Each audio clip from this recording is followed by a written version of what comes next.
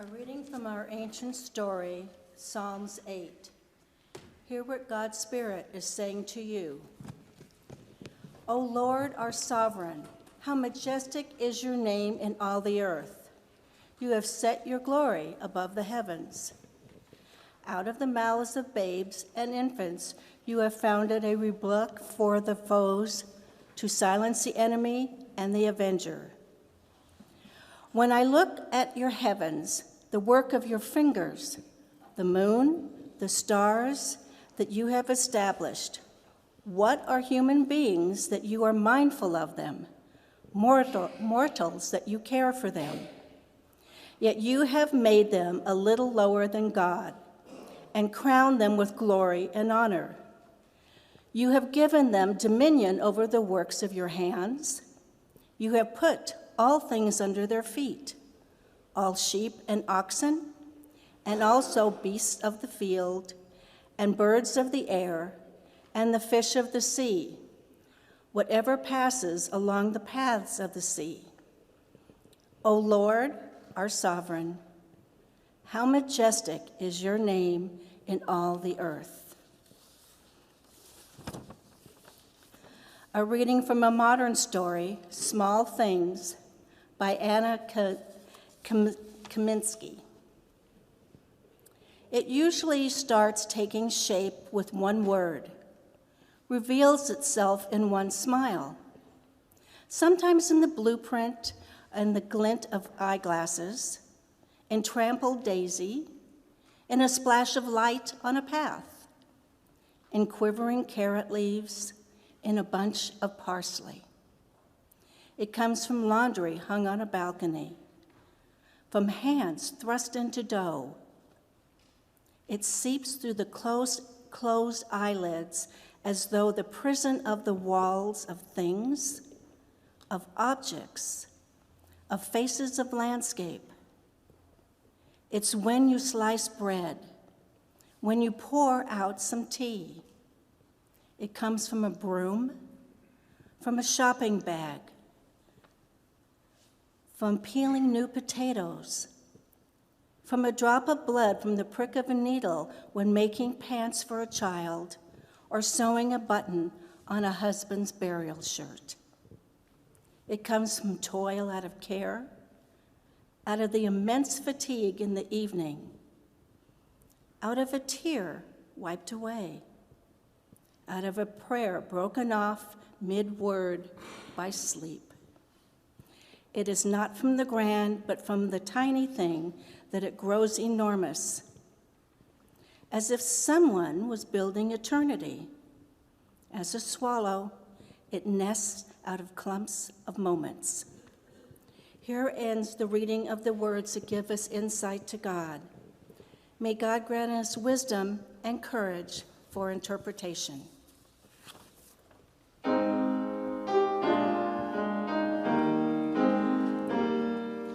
Thy word is a lamp unto my feet and a light unto my path. Thy word is a lamp unto my feet and a light unto my path. Holy One, we give you thanks for the words that you speak, which help our souls to sing. May we give thanks for your words found in poetry and the poetry of others, which help us to gain insight on you. And now may the words of my mouth and the meditations of each and every one of our hearts be pleasing to you and acceptable in your sight, O God, for you are our rock and our Redeemer. Amen. So we continue our sermon series this week on becoming spiritual, with the recognition that sometimes being spiritual is a bit of a journey that you kind of have to work your way into. Last week, of course, we talked about Christian meditation and even got to practice that a little bit. Next week, we'll be talking about movement as a spiritual practice. We'll have a liturgical dancer with us during the service. And then later in the week, we'll have the labyrinth set up. So if you'd like to practice prayerful walking, you can do that. And then on the last Sunday of this series, we'll practice something called Visio Divina, which means divine seeing. And we'll talk about how art can be a gateway to spiritual connection. And our own Terrence Burns will be painting during worship. I hope that this will be a meaningful series. And today we are, of course, talking about poetry. Now, I know that for some, you might love poetry, and for others, it might not be your thing. I get it. I think several years ago, I probably would have said that poetry was not my thing. I tend to be more analytical in nature. It wasn't until I was in seminary and poetry began to be integrated every week into worship that I began to see it as a way for me to connect with God in a different way. Because I think that poetry helps our souls to communicate in ways that words in prose or story simply don't do in quite the same way. And so today, I chose some poets who have been particularly meaningful to me.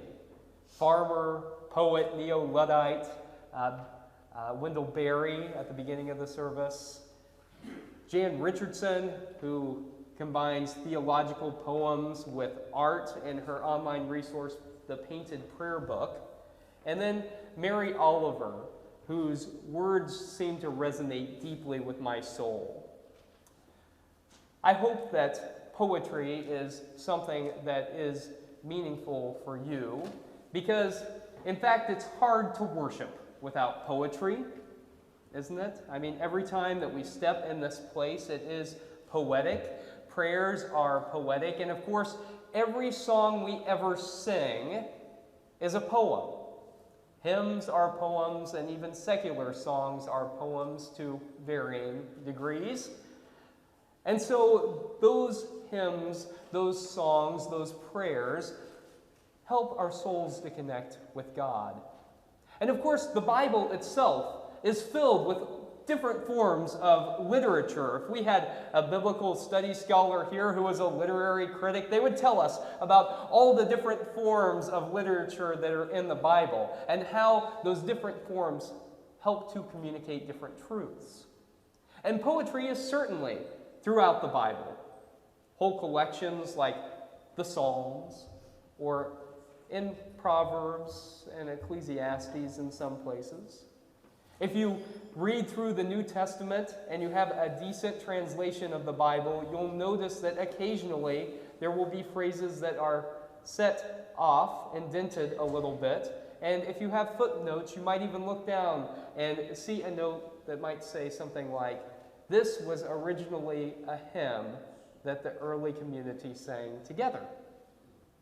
And of course, there are original works of poetry throughout the New Testament too, and I just wanted to share some of those with you. Of course, Mary's Magnificat in the Gospel of Luke, where she says, "My soul magnifies the Lord, and my spirit rejoices in God, my Savior.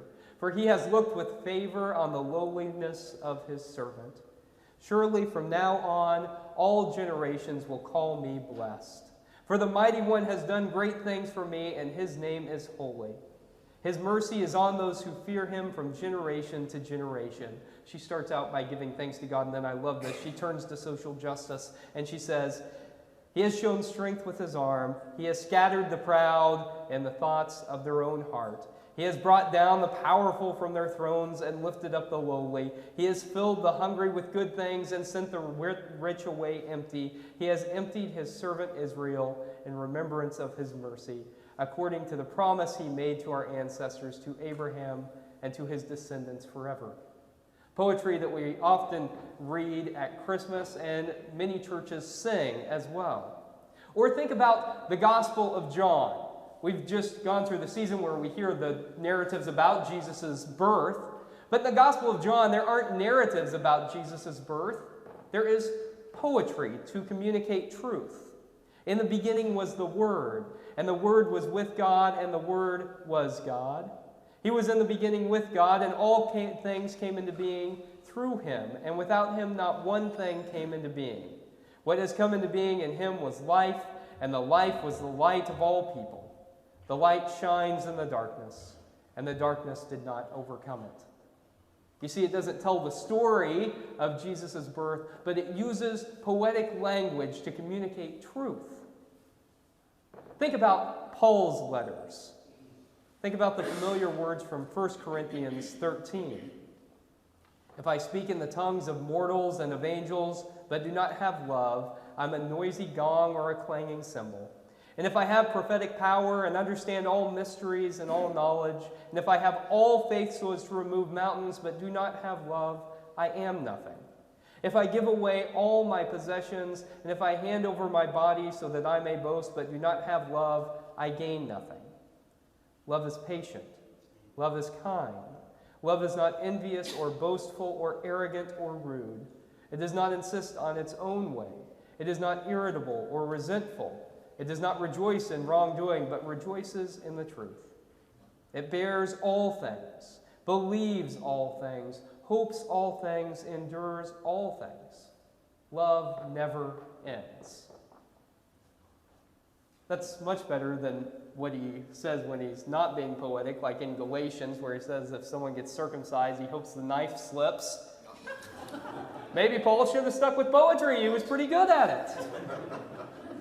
The Bible is filled with poetic language that help us to learn something different about God, other than simple narrative.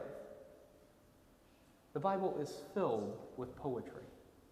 So today for our scripture lesson, I chose one of the more obvious choices, something from the book of Psalms, Psalm 8.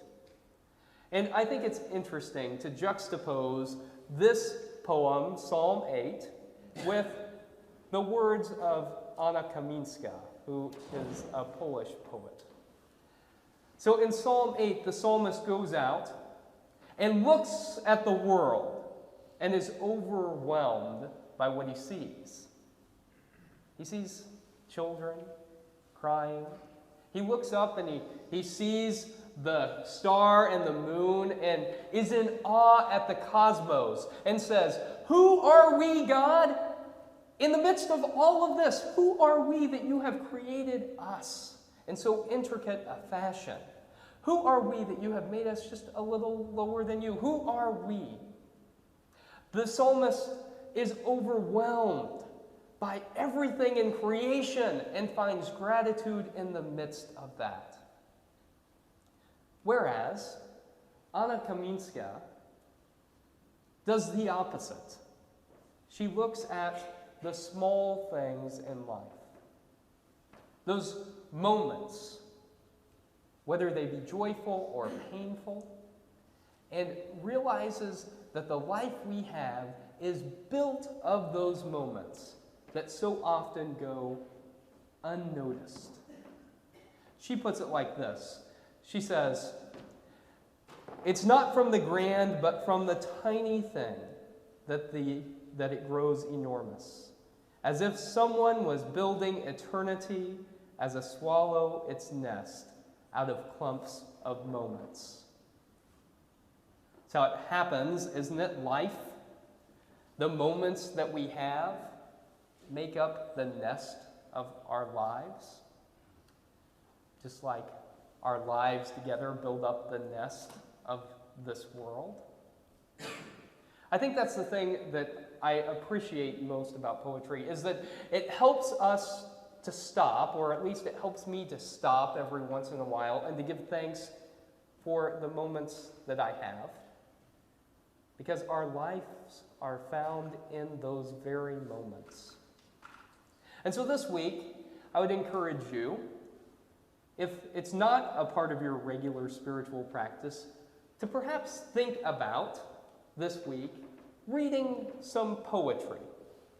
If it's new to you, maybe start with some of the authors that have been lifted up in today's service.